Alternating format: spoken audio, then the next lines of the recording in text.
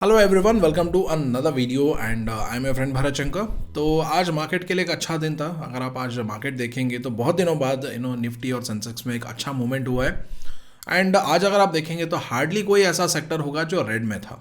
आज हर कोई sector green में था। हर मतलब इन्वेस्टर्स का सेंटिमेंट भी आज अगर आप देखेंगे तो it was uplifted. But having said that, मैं कमेंट्स पढ़ रहा था जहां पर बहुत सारे क्वेश्चन आ रहे थे रिलेटेड टू आज का मार्केट मूवमेंट। जहां पर पहला मतलब मोस्ट पॉपुलर क्वेश्चन ये था कि क्या अभी मार्केट बॉटम आउट हो गया है क्या। तो अगर अभी मार्केट बॉटम आउट हो गया है तो क्या यहां से मार्केट रिकवर कर सकता है क्या। So this was the most popular question that was asked. और वही दूसरी तरफ बहुत सारे लोग स्केप्टिकल भी है और मैं स्केप्टिसिज्म के कमेंट्स भी पढ़ रहा था कि क्या अभी फिर से इन्वेस्टर्स के लिए, स्पेशली रिटेल इन्वेस्टर्स के लिए क्या ट्रैप सेट किया जा रहा है क्या।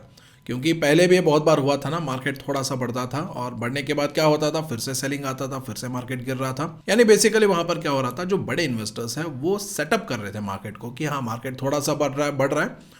उसके बाद थोड़ा वॉल्यूम्स आने लगे, तब क्या कर रहे थे, अपने शेयर्स डंप करके वो हर लेवल पे एग्जिट कर रहे थे। तो क्या अभी के टाइम में जो फिर से इन्वेस्टर्स का सेंटिमेंट बूस्ट किया जा रहा है, क्या ये भी एक ट्रैप है। इसका भी ये भी सवाल बहुत सारे लोग कमेंट्स में पूछ रहे थे। तो इन सारी चीजों के बारे में डिस्कस करेंगे। लेकिन सबसे पहले इस सैटरडे को जो वेबिनार होने वाला है, how to spot red flags while picking multibagger stocks, उसके रजिस्ट्रेशन ओपन है। आई एम नॉट श्योर कब तक ओपन रहेंगे। अगर रजिस्ट्रेशन फिल हो जाएंगे before Friday then we can close the registration any time.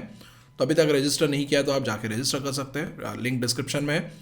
And if you also want then you can go to WhatsApp chat support also and ask for the registration link. और बहुत ही ज़्यादा ज़रूरी है कि अगर आपने ऑलरेडी रजिस्टर किया है तो व्हाट्सएप चैट सपोर्ट पे जाइए और ज्वाइनिंग डिटेल्स पूछ लीजिए। तो चलिए अभी आगे बढ़ते हैं। तो चलिए सबसे पहले आज का मार्केट देख लेते हैं। तो आज के मार्केट अगर आप देखेंगे तो यहाँ पर देखिए, जस्ट ड्रैग इट। तो निफ्टी आज अगर आप देखेंगे तो 1.09% अप है। और ये मार्केट निफ्टी आज थोड़ा और भी ऊपर गया था, लेकिन अभी थोड़ा सा गिरावट हुआ है। And Sensex is also up by 0.95%। और स्मॉल कैप आज अगर आप देखेंगे तो 2.43% अपवर्ड मूवमेंट हुआ है। और मिड कैप में अराउंड 2.09% का आज अपवर्ड मूवमेंट हुआ है। और बाकी सारे सेक्टर्स अगर आप देखेंगे तो हार्डली मतलब आप देख सकते हैं कि कोई सेक्टर रेड में होगा, हर कोई सेक्टर आज ग्रीन में ट्रेड कर रहा है। तो आज जो मार्केट में अपवर्ड मूवमेंट हुआ है that is confusing to a lot of people, क्योंकि कल ही मतलब डोनाल्ड ट्रंप ने कनाडा और मेक्सिको के ऊपर जो टैरिफ्स लगाए थे वो एक्टिव हो गए। और अभी चाइना भी रिटेलिएट कर रहा है, मेक्सिको भी रिटेलिएट कर रहा है, कनाडा भी रिटेलिएट कर रहा है और वापस वो यूएसए के ऊपर टैरिफ्स वगैरह लगा रहे हैं। तो इसके बेसिस पे हमारा जो डील होने वाला था ट्रंप के साथ वो और ज़्यादा थोड़ा भी मतलब कंफ्यूजिंग हो गया या डाउटफुल हो गया। तो इसकी वजह से आज तो हमारे मार्केट में ना उसका नेगेटिव इंपैक्ट पड़ना था, लेकिन नेगेटिव इंपैक्ट नहीं पड़ रहा है, बल्कि आज तो हमारा मार्केट ऊपर जा रहा है। तो ऐसा क्यों हो रहा है, सबसे पहले उसको समझने की कोशिश करते हैं। इसको समझने के लिए ना you have to see the sectors कि आज अलग अलग सेक्टर्स में कितना मूवमेंट हुआ है। तो यहाँ पर हम इसको सॉर्ट कर लेते हैं और देखते हैं कि टॉप गेनर्स आज कौन कौन से सेक्टर्स हैं। तो अगर आप निफ्टी मेटल देखेंगे तो it is the biggest gainer in today's market, जहाँ पर निफ्टी मेटल में अराउंड 3.6% का अपवर्ड मूवमेंट हुआ है। ऑफकोर्स स्मॉल कैप का छोड़ते हैं। और उसके बाद अगर आप पीएसयूज देखेंगे तो पीएसयूज में अपवर्ड मूवमेंट है। एंड देन यहाँ पर देखिए इंपॉर्टेंट है, कमोडिटीज़ में आज 2.46% का अपवर्ड मूवमेंट है, एनर्जी में 2.46% का अपवर्ड मूवमेंट है, ऑटो में अगर आप देखेंगे तो 2.21% का अपवर्ड मूवमेंट है। एंड ऑल्सो आईटी में भी 2.16% का अपवर्ड मूवमेंट है। सो राइट नाउ बेसिकली अभी अगर हम मेटल, कमोडिटीज़, एनर्जी, ऑटो, इन चार सेक्टर्स के ऊपर अगर हम फोकस करेंगे तो इन चार सेक्टर्स में ना एक मेजर डेवलपमेंट हुआ है, जिसकी वजह से आज ये सारे सेक्टर्स भागे और ये साथ में मार्केट को भी साथ में ऊपर लेके भागे आज।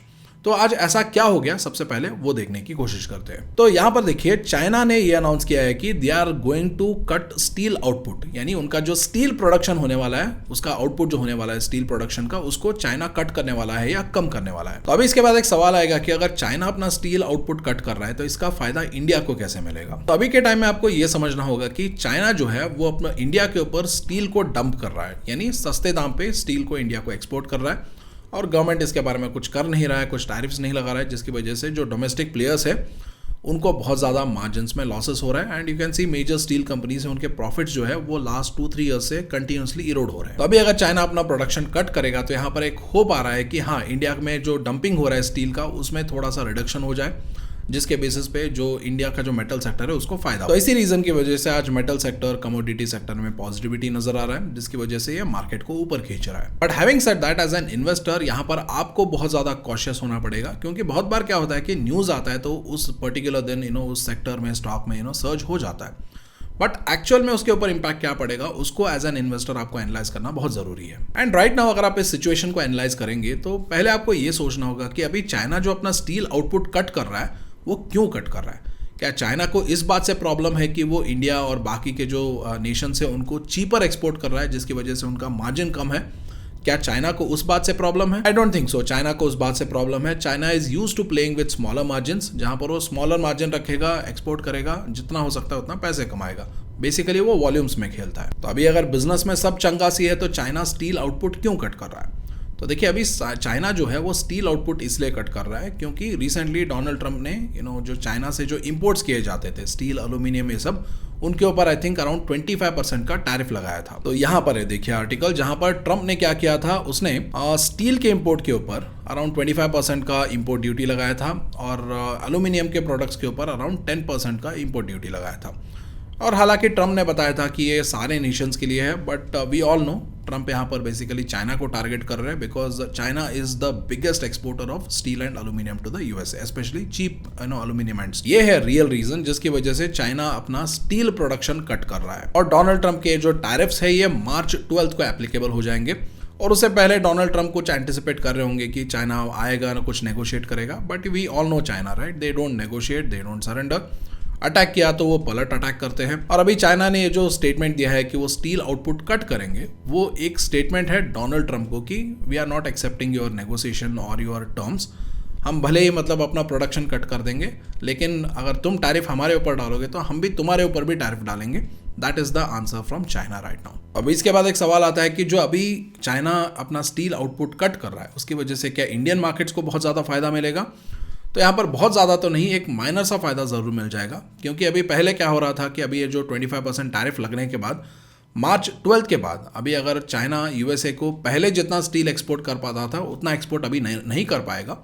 तो जो एक्सेसिव स्टील है वो उसको फिर से वो क्या करता, वो इंडियन मार्केट्स बाकी के नेशंस के ऊपर वो डंप कर देता। तो अभी प्रोडक्शन कट हुआ है तो वहाँ पर एक माइनर सा रिलीफ ज़रूर मिल सकता है। But having said that you should also understand that China उतना भी ज़्यादा प्रोडक्शन कट नहीं कर सकता है जितना वो अभी यूएसए को एक्सपोर्ट करता है। बिकॉज जो बड़े इंडस्ट्रीज होते हैं स्पेशली स्टील इंडस्ट्रीज, वहाँ पर ऐसा नहीं है कि एक बटन के प्रेस करने पे प्रोडक्शन ऑन हो जाएगा, एक बटन प्रेस करने पे प्रोडक्शन ऑफ हो जाएगा, ऐसा नहीं होता है। वहाँ पर सिग्निफिकेंटली इनपुट कॉस्ट होता है और उस इनपुट कॉस्ट को मैनेज करने के लिए वहाँ पर जो इंडस्ट्रीज होते हैं they have to keep on running. तो असलियत में हमारे स्टील इंडस्ट्री के ऊपर इम्पैक्ट कितना पड़ेगा ये तो हमें मार्च 12 के बाद ही पता चलेगा। प्रेफरेबली अगर आप एक क्वार्टर का अगर आप समय देंगे, उसके बाद जो क्वार्टरली रिजल्ट्स आएंगे स्टील कंपनीज का, तो उसके बाद हमें असलियत पता चलेगा कि अभी ये जो यूएस का 25% टैरिफ लग रहा है चाइना के ऊपर, उसके वजह से इंडिया में जो इनडायरेक्ट डंपिंग आएगा उसकी वजह से जो हमारे स्टील कंपनीज है उनका मार्जिन कितना इरोड हो रहा है, प्रॉफिट्स कितने इरोड हो रहे हैं, वो हमें मार्च 12 के बाद एक क्वार्टर में आई थिंक एक फेयर आइडिया वहाँ पर मिल सकता है। और ऐसे सिचुएशन में अगर इंडियन इकोनॉमी को बचाना है, स्टील कंपनीज को बचाना है, तो government has to be really fast to act on it.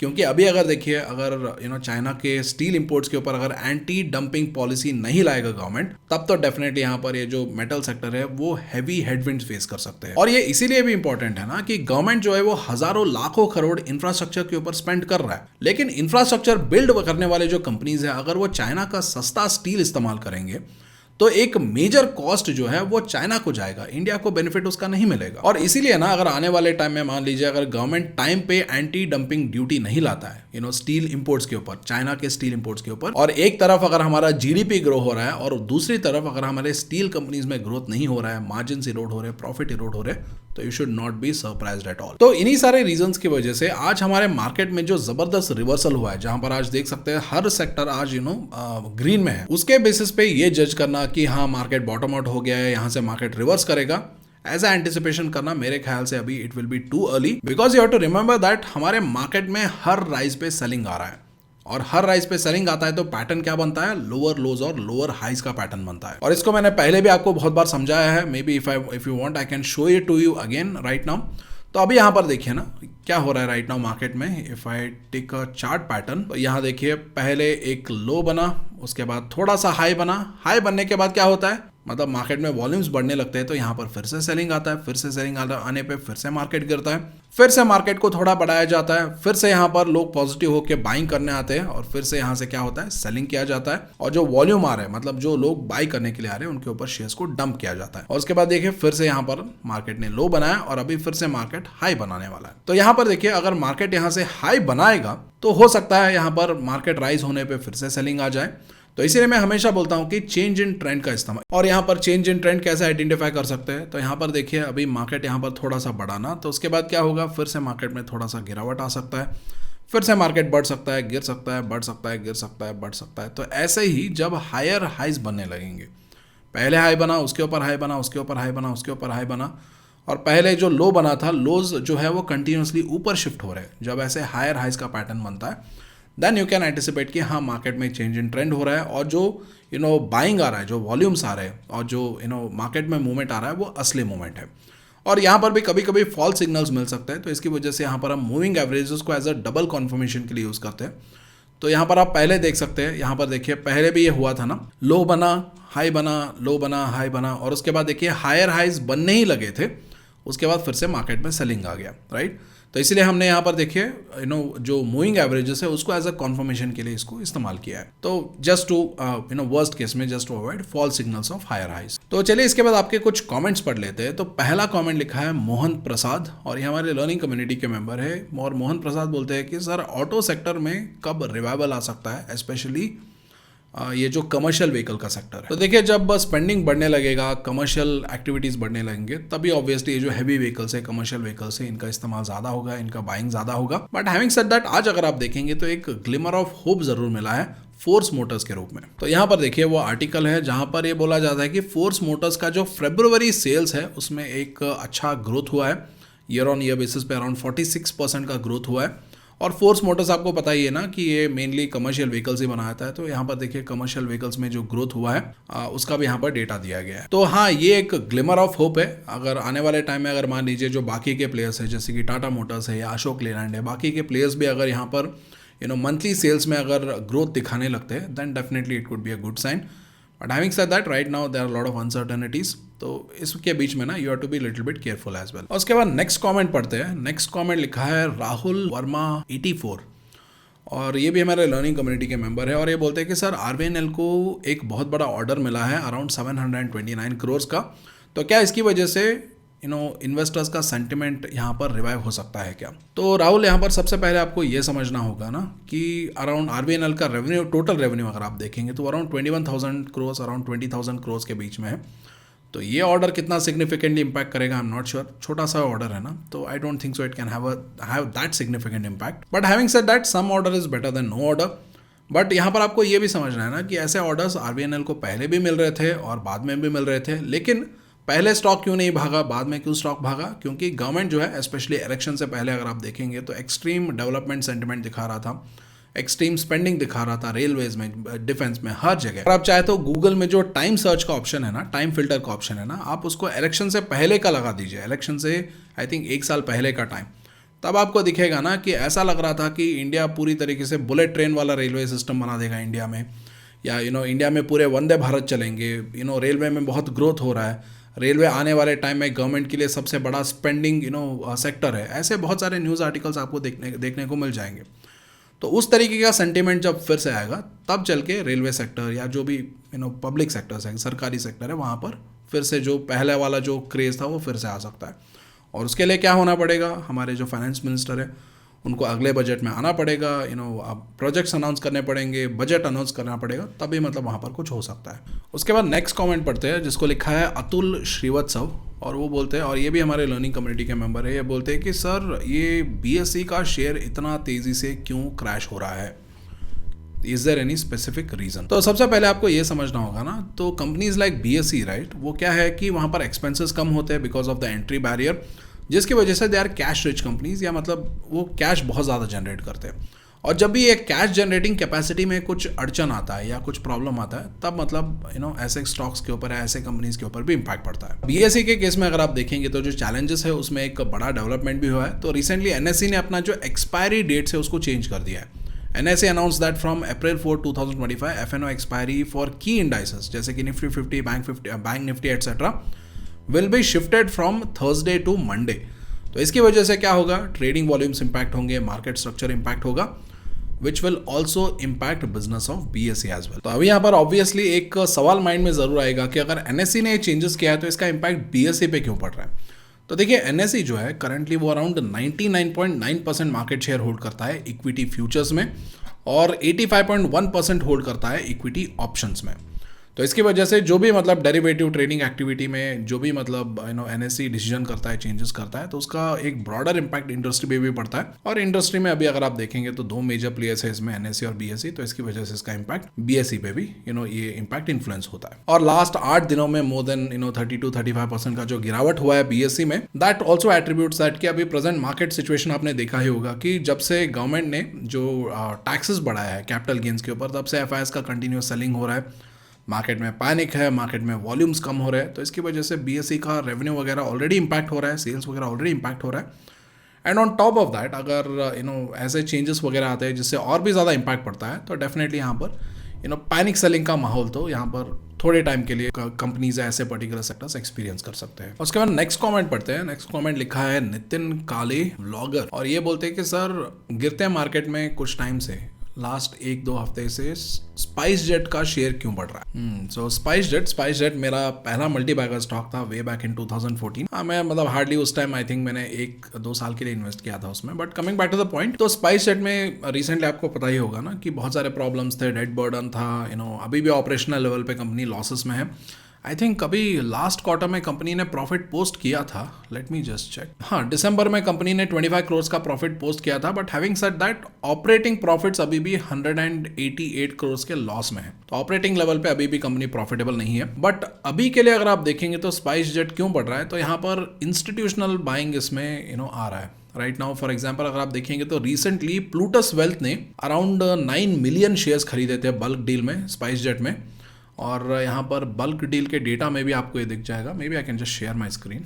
यहाँ पर देखिए बल्क में आपको दिख जाएगा कि 4 मार्च को यहाँ पर प्लूटस वेल्थ मैनेजमेंट ने LLP ने अराउंड 90 लाख शेयर्स यहाँ पर 90 लाख शेयर्स खरीदा है यहाँ पर एट 46. एंड ऑल्सो अगर आप शेयर होल्डिंग में यहाँ पर भी अगर आप देखेंगे तो बड़े इन्वेस्टर्स का जो FIS है उनका पैसा यहाँ पर कंपनी में आया हुआ है. आई थिंक कंपनी ने शेयर्स के बदले यहाँ पर पैसे दिए हैं या इन्होंने ओपन मार्केट से बाय किया, that you have to go and check it out. बट यहाँ पर इंस्टीट्यूशंस की वापसी हुई है. बट हैविंग सेड दैट यहाँ पर ये भी देखिए कि पब्लिक का जो होल्डिंग है अभी यहाँ पर सिग्निफिकेंट है, अराउंड 47.55% जो है वो होल्डिंग पब्लिक के पास है. तो this is a drawback. But ऐसे जो डिस्ट्रेस वाले जो कंपनीज होते हैं वहां पर आपको केयरफुली ऑपरेट करना होगा, केयरफुली यहाँ पर डिसीजन लेना होगा, क्योंकि डिस्ट्रेस कंपनीज में ना इनको एनालाइज करने के मतलब कई सारे फ्रंटियर हो सकते हैं.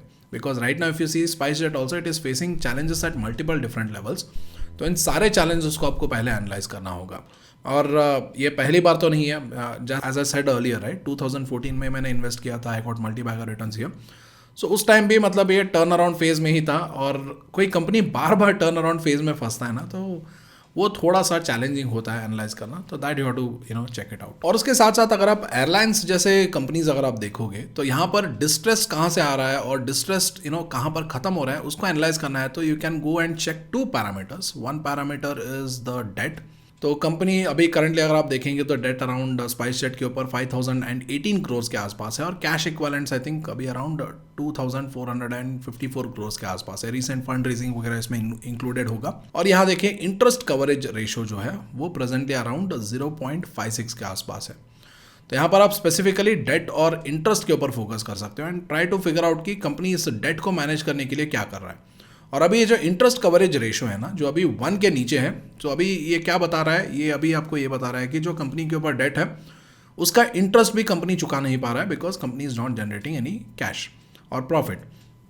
तो इसीलिए इंटरेस्ट कवरेज रेशो 1 के ऊपर आने के चांसेस क्या है, उसके लिए कंपनी क्या क्या इनिशिएटिव्स ले रहा है, क्या क्या एक्शंस ले रहा है, that you can analyse.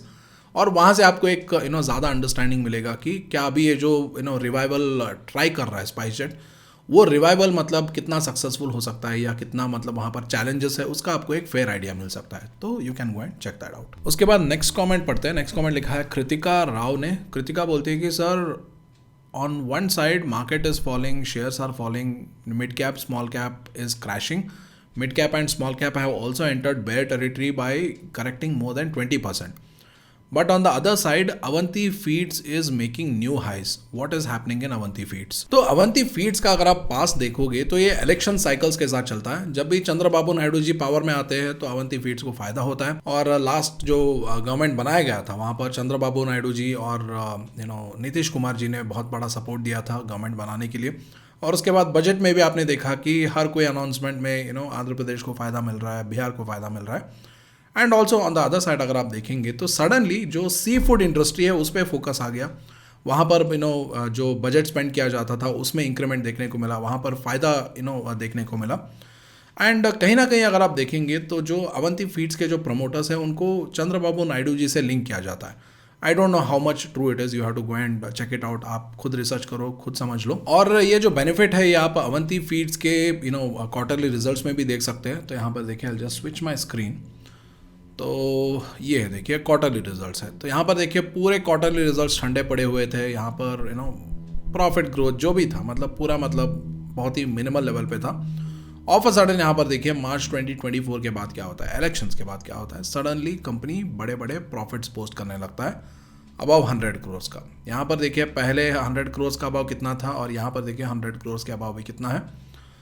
And basically this is the whole idea here. I think इससे आगे मैं ज़्यादा बात नहीं करूँगा तो उसके बाद लोग कमेंट में बोलने लगेंगे कि सर आप you stick on to stock market, you don't discuss about politics and all. So let's stop this discussion here. और उसके बाद नेक्स्ट क्वेश्चन पढ़ते हैं. नेक्स्ट क्वेश्चन लिखा है हुसैन अली और ये बोलते हैं कि सर सडनली ये जो ऑयल सेक्टर के कंपनीज हैं उनमें तेजी क्यों आ रहा है, क्या यहाँ पर कुछ बड़ा डेवलपमेंट होने वाला है क्या? तो देखिए यहाँ पर कुछ बड़ा डेवलपमेंट तो नहीं हुआ है लेकिन ऑयल प्राइसेस में एक डेवलपमेंट जरूर है which may B I like to show it to you 1 minute. तो यहाँ देखिए दिस इज ये क्रूड ऑयल का प्राइस है और ये ट्रेडिंग इकोनॉमिक्स का वेबसाइट है. सो यहाँ पर अगर मैं इसको 1 वीक में स्विच करूंगा तो यहाँ पर आप देख सकते हैं क्रूड ऑयल में सिग्निफिकेंट गिरावट हुआ है. जहाँ पर क्रूड ऑयल पहले अगर आप देखोगे तो $70 पर बैरल था, तो अभी वो रिड्यूस होकर अराउंड $67 पर बैरल के आसपास आ गया है. और जनरली क्या होता है जब भी ऑयल प्राइस गिरता है तो ये जो ऑयल मार्केटिंग कंपनीज हैं जो बेसिकली क्रूड ऑयल खरीदते हैं, क्रूड ऑयल को क्या करते हैं डिस्टिलरीज में डाल के उसको पेट्रोल, डीजल, केरोसिन इसमें सेपरेट करते हैं और बेचते हैं ना. तो इससे क्या होगा, क्रूड ऑयल का प्राइस गिरेगा तो इनका रॉ मटेरियल कॉस्ट गिरेगा जिसकी वजह से इनको फ़ायदा ज़्यादा होगा. But on the other hand अगर आप ONGC जैसे कंपनीज को देखेंगे तो उनको यहाँ पर नुकसान होता है बिकॉज वो डायरेक्टली क्रूड ऑयल बेचते हैं, वो रिफाइन नहीं करते उसको. तो इसलिए जब ऑयल प्राइस गिरता है तो यहाँ पर जो ऑयल मार्केटिंग कंपनीज है HPCL, BPCL, बाकी इन सबको फ़ायदा होता है. और जो ऑयल बेचने वाली कंपनीज है, ऑयल ड्रिलिंग कंपनीज है, ऑयल एक्सप्लोरिंग कंपनीज है जैसे कि ONGC, उनको वहाँ पर नुकसान होता है. तो this is the reason why oil marketing companies are increasing right now. But also यहाँ पर आपको कॉशियस भी रहना होगा. जब भी गवर्नमेंट देखता है कि हाँ ये oil marketing companies oil price गिरने की वजह से ज़्यादा पैसे कमा रहे हैं तो गवर्नमेंट सडनली पूछता है कि हमें विंडफॉल टैक्स दो, ये टैक्स दो, वो टैक्स दो. तो वो वहाँ पर किटकिट रहता है. तो इससे भी आपको थोड़ा सा कॉशियस होना पड़ेगा. और उसके बाद नेक्स्ट कमेंट पढ़ते हैं जिसको लिखा है मनोज यस. वो बोलते हैं almost all my savings are at risk right now. तो मनोज जी आई थिंक आप इसीलिए बता रहे हो क्योंकि आपने अपने सारा सेविंग्स जो है वो स्टॉक मार्केट में लगाया होगा. बट देखिए पर्सनल फाइनेंस यहाँ पर आपको थोड़ा सा समझना होगा.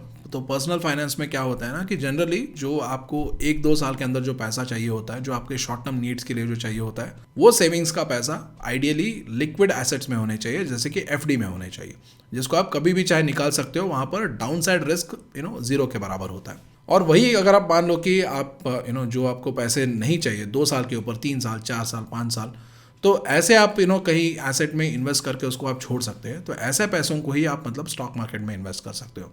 बिकॉज सी स्टॉक मार्केट में क्या है ना कि मैं बहुत बार बोलता हूँ कि जब बहुत लोग ने स्टॉक मार्केट तब देखा है जब स्टॉक मार्केट तेज़ी से बढ़ रहा था. जब मार्केट गिरता है ना उस फेज़ को बहुत सारे इन्वेस्टर्स ने नहीं देखा है. और कभी कभी ऐसा भी होता है ना कि 1 साल, 1.5 साल मार्केट फंसा ही रहता है, ऐसा लगता है कि मार्केट कहीं जा ही नहीं रहा है. तो ऐसे टाइम पे ना अगर आपने अपने शॉर्ट टर्म नीड्स के जो पैसा है, सेविंग्स है, उसको अगर स्टॉक मार्केट में इन्वेस्ट करके रखा है तो then it creates a lot of pressure कि हाँ आप लॉसेस में बेच के एग्जिट करो बिकॉज यू नीड पैसा for your short term needs. बच्चों का फीस हो सकता है, कुछ भी हो सकता है. तो इसीलिए शॉर्ट टर्म लॉन्ग टर्म इन दोनों को सेग्रेट करो और उसके हिसाब से ना you try to make your investment. उसके बाद नेक्स्ट क्वेश्चन पढ़ते हैं जिसको लिखा है आशीष एम, और वो बोलते हैं sir thank you so much for such informative videos, please share your view of impact of Mahakumbh on certain sectors stocks like petroleum, infrastructure etcetera, will they work, please explain, thank you. तो महाकुंभ अगर आप देखेंगे तो मुझे personally ये लगता है कि वहाँ पर ऑफकोर्स बहुत लोग जा रहे हैं, वहाँ पर लोग जाएंगे तो पैसा भी स्पेंड करेंगे। तो मेरे ओपिनियन में ना वहाँ पर क्या हो रहा है कि पैसा जो है वो ज़्यादा से ज़्यादा वहाँ पर जो लोकल बिजनेसमैन है, जो लोकल छोटे बिजनेसेस है, स्मॉल मीडियम बिजनेसेस है, उनको वहाँ पर ज़्यादा फ़ायदा मिल रहा है, राइट। तो बड़े एंटरप्राइजेस को आई डोंट नो, जो लिस्टेड एंटिटीज़ वगैरह है स्टॉक मार्केट में, वहाँ पर उनको कितना फ़ायदा मिलेगा I am not sure, but I am pretty sure कि छोटे बिजनेसमैन को फ़ायदा मिल रहा है। But if you know like कि हाँ, व्यूअर से पूछ रहा हूँ कि अगर किसी को पता है कि कोई पर्टिकुलर कंपनी है जिसको कुंभ मेला से फ़ायदा मिलता है, जो बाकी लोग नहीं देख पा रहे हैं, आप देख पा रहे हो, तो उसको आप कमेंट्स में लिख सकते हो। उसके बाद नेक्स्ट कमेंट पढ़ते हैं। नेक्स्ट कमेंट लिखा है अनिल कुमार राठौड़ B1F। ये बोलते हैं कि sir I think government increase tax because of banks and post office investments and they want to divert the investment towards post office and banks, what do you think. तो basically ये कहना चाह रहे हैं कि गवर्नमेंट टैक्स इसलिए बढ़ा रहा है ताकि लोग ज़्यादा FD में पैसा रखे, बैंक में पैसा रखे और पोस्ट ऑफिस में पैसा रखे। तो यहाँ पर देखिए इसके दो पॉइंट ऑफ व्यू है। पहला पॉइंट ऑफ व्यू तो ऑब्वियस है, जो आपको ऑलरेडी पता ही है, लोग स्टॉक मार्केट से पैसे कमा रहे थे, स्टॉक मार्केट बढ़ रहा है, सबको फ़ायदा हो रहा है, इतना टैक्स कलेक्ट हो रहा है, तो गवर्नमेंट को लगा कि थोड़ा और टैक्स बढ़ा देंगे तो क्या फ़र्क पड़ेगा, लोग तो इन्वेस्ट करना कंटिन्यू करेंगे, राइट। और ये बात खुल के मतलब फाइनेंस मिनिस्टर ने भी बताया था ना कि we don't need FIs, retail investors are enough to handle the government, handle the market, right. तो वो उन्होंने इस कॉन्फिडेंस में ही बताया था ना कि सिर्फ इन्वेस्टमेंट बढ़ रहा है, लोग पैसे डाल रहे हैं स्टॉक मार्केट में। तो that was pure greed of government कि हाँ थोड़ा और टैक्स कमा लेते, तो इन्होंने बढ़ा दिया। Coming to the second point, देखिए अगर फ़ायदा देना ही है और लोगों को मोटिवेट करना है कि बैंक्स में पैसा डाले, पोस्ट ऑफिस में पैसा डाले, तो गवर्नमेंट ये भी अनाउंस कर सकता है ना कि बैंक में जो FD लोग रखेंगे, FD से जो पैसे कमाएंगे वो इनकम टैक्स फ्री होगा, तब मतलब ऑब्वियसली बढ़ सकता है। तो गवर्नमेंट ने कोई ऐसा इनिशिएटिव नहीं लिया ना, तो इसके बेसिस पे I think it is just speculation कि हाँ गवर्नमेंट इस रीज़न की वजह से कर सकता है, उस रीज़न की वजह से कर सकता है। But the strong reason what I see is that कि गवर्नमेंट को थोड़ा और पैसे कमाना था, और बुल मार्केट में जिस तरीके से रिटेल इन्वेस्टर्स आँख बंद करके पैसे डाल देते हैं, वैसे ही गवर्नमेंट ने भी आँख बंद करके कुछ पॉलिसीज़ लाए, उसकी भरपाई जो हम सब मिलके कर रहे हैं। उसके बाद नेक्स्ट कमेंट पढ़ते हैं। नेक्स्ट कमेंट लिखा है जॉन डिकोस्टा 7993। ये बोलते हैं market will fall till 19,500 to 20,000 और around it, pin my comment. तो जॉन जी आपके कमेंट तो पिन नहीं कर पाया, बट आपका कमेंट ज़रूर मैंने पढ़ लिया है। एंड ऑल्सो जो जॉन जी बता रहे हो उससे आप एग्री करते हो नहीं करते हो, मार्केट क्या उतना गिर सकता है नहीं गिर सकता है, आपको जो भी लगता है you can write that in the comments as well. और उसके साथ साथ वीडियो को लाइक भी ज़रूर कीजिए और चैनल को सब्सक्राइब कीजिए, और कमेंट्स में आप सिंपल थैंक यू लिखना चाहें तो वो भी आप लिख सकते हैं। उसके बाद नेक्स्ट कमेंट पढ़ते हैं जिसको लिखा है राजीव 8827। वो बोलते हैं FTA means free trade agreement. हाँ, मैंने कल के वीडियो में FTA का मतलब मैंने फॉरेन ट्रेड एग्रीमेंट बता दिया था, गलती से, स्लिप ऑफ टंग था। और उसके बाद नेक्स्ट कमेंट पढ़ते हैं। तो नेक्स्ट कमेंट लिखा है कमलेश हसन है ना, हाँ कमलेश हसन 238। ये बोलते हैं कि dear Bharat sir please Vetoz limited का फ्यूचर के बारे में बताएं, मैं बहुत पैसा लगा दिया है इस कंपनी में। तो वेटोज़ में क्या हो रहा है, 1 minute let me just check. तो यहाँ पर देखिए सबसे पहले तो अगर आप, हाँ स्टॉक प्राइस तो ज़बरदस्त तरीके से गिरा है, और पी का भी अगर आप देखेंगे तो आई थिंक एक टाइम पे 87 पी पे था एंड अभी ये रिड्यूस होकर 33 के आसपास है। और प्राइस में भी आप देखोगे ना तो आई थिंक एक बहुत बड़ा सर्ज हुआ था बुल मार्केट में, जब बुल टाइम का मार्केट का पीक था तो उस टाइम एक बहुत बड़ा सर्ज हुआ था, एंड देन जितना जल्दी तेज़ी से ऊपर बढ़ा था उतना तेज़ी से क्रैश भी हो गया नीचे। एंड वही अगर आप इस कंपनी का रिजल्ट्स अगर आप देखें तो क्वार्टरली रिजल्ट्स अगर आप देखेंगे तो एक कंसर्न यहाँ पर ये है कि इसका जो ऑपरेटिंग प्रॉफिट मार्जिन है वो लगातार कम होता जा रहा है। तो ये क्यों कम हो रहा है, यहाँ पर आप इसको आप समझने की कोशिश कर सकते हैं, क्योंकि यहाँ से अगर आप देखोगे 27% से सीधा अभी ये ऑपरेटिंग प्रॉफिट मार्जिन 13% पे आ गया है। तो 13% इतना ज़्यादा ऑपरेटिंग प्रॉफिट मार्जिन क्यों कम हो रहा है, that you have to figure out. And also ये एडवर्टाइजिंग में काम करने वाले जो कंपनीज़ हैं ना, उनका प्रॉब्लम यही है कि this is a very intense competition वाला सेक्टर है। मतलब हर कोई एडवर्टाइजिंग के रिलेटेड कोई नया टेक लेके आ रहा है, कोई प्लेटफॉर्म लेके आ रहा है, नए मेथड्स लेके आ रहा है। अभी AI आ गया है तो ये और भी ज़्यादा कॉम्पिटिटिवनेस यहाँ पर और भी ज़्यादा बढ़ गया है। तो that is one challenge. And also अभी स्पेसिफिक कुछ रीज़न हो सकते हैं मार्जिन गिरने का, that you have to check. And also अगर आप शेयर होल्डिंग पैटर्न देखेंगे ना कंपनी का, एंड ऑल्सो यहाँ पर सेल्स अगर आप देखेंगे तो सेल्स बढ़ रहा है कंटिन्यूसली, एंड ऑल्सो अगर आप प्रॉफिट्स देखेंगे तो प्रॉफिट्स भी मतलब लास्ट 4 ईयर्स में कंटिन्यूसली बढ़ रहा है. But the major concern I think यहाँ पर इज ग्रोथ का कंसर्न या मार्जिन का कंसर्न, जहाँ पर मार्जिन ऑलमोस्ट आधा हो गया है कंपेयर टू 2022. एंड ऑल्सो अगर आप इस कंपनी का शेयर होल्डिंग पैटर्न देखेंगे तो यहाँ पर आई डोंट नो, ये आपको देखना होगा कि ऐसा क्यों हो रहा है. यहाँ पर अगर आप प्रमोटर्स का होल्डिंग देखेंगे ना, तो प्रमोटर्स कुछ क्वार्टर्स में बेचते हैं, कुछ क्वार्टर्स में खरीदते हैं. तो यहाँ पर आप देख सकते हो प्रमोटर्स का होल्डिंग यहाँ पर कंटिन्यूसली गिर रहा था और यहाँ से सडनली प्रमोटर्स का होल्डिंग बढ़ गया. तो ऐसा क्यों हो रहा है, that also you can go and figure it out. And also एक और चीज़ यहाँ पर आप नोटिस, और उसके अलावा एक और चीज़ आप ये भी नोटिस कर सकते हो कि जो एफ का होल्डिंग कुछ टाइम पहले था इसमें, यहाँ पर अगर आप देखोगे तो कोई भी आई थिंक रेप्यूटेड एफ इसमें नहीं है. अगर आप प्रेजेंटली देखोगे तो ये जो एफ अभी भी जो स्टेक होल्ड करते हैं, इसके ऊपर अगर आप क्लिक करोगे तो यहाँ पर देखिए आपको दिखेगा कि किस तरीके की कंपनीज़ में इस एफ ने इन्वेस्ट करके रखा है. सारे छोटे मोटे कंपनीज़ है, you can go and check out each of this companies. तो ऐसे पेनी कंपनीज़ में इन्वेस्ट करने वाला एफ है कंपनी में, तो उनका क्रेडिबिलिटी कितना है I don't know about these F. तो ये भी पॉइंट आप नोट कर सकते हो. और मैंने वो लास्ट पॉइंट इसलिए बताया क्योंकि बहुत बार क्या होता है ना कि न्यूज़ आर्टिकल्स में हम देखते रहते हैं कि एफ ने किसी स्टॉक को खरीदा, इसको खरीदा, उसको खरीदा. तो उसकी वजह से ना काइंड ऑफ रिटेल इन्वेस्टर्स के माइंड में क्रेडिबिलिटी बिल्ड हो जाता है. बट उस क्रेडिबिलिटी को बिल्ड करने से पहले आपको चेक करना होगा कि वो कौन सा एफ है, उसका पास्ट ट्रैक रिकॉर्ड क्या है, किस तरीके का कंपनीज़ में उन्होंने पहले इन्वेस्ट किया था. उसके बेसिस पे आपको क्रेडिबिलिटी बिल्ड करना होता है. तो आई थिंक आज के लिए इतना ही रखते हैं. Thank you so much for watching. I will see you in the next video.